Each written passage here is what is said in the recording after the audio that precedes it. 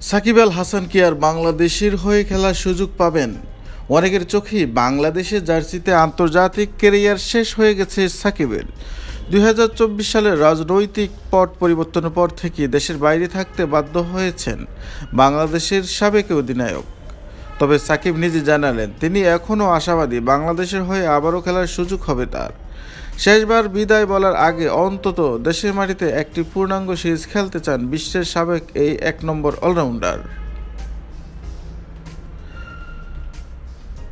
৩ সংস্করণে বাংলাদেশের জার্সিতে শেষবারের মতো মাঠে নামার স্বপ্নের কথা সাকিব রোববার জানালেন YouTube channel Beard Before Wicket পডকাস্টে। দক্ষিণ আফ্রিকার সাবেক ব্যাটসম্যান হাশিম আমলা এই পডকাস্টের সঞ্চালক ছিলেন।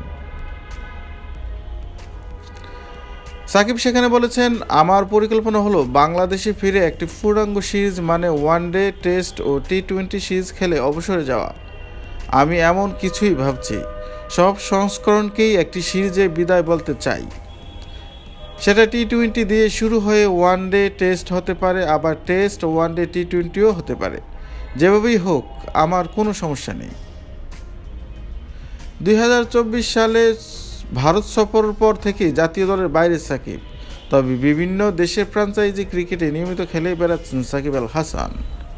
এখন যেমন খেলেছেন সংযুক্ত আরব আমিরাতের ইন্টারন্যাশনাল লিগ টি-20তে আইএলটি20। সাকিব বললেন, দেশের হয়ে খেলার মতো ফিট থাকতেই এসব লিগে খেলেছেন তিনি।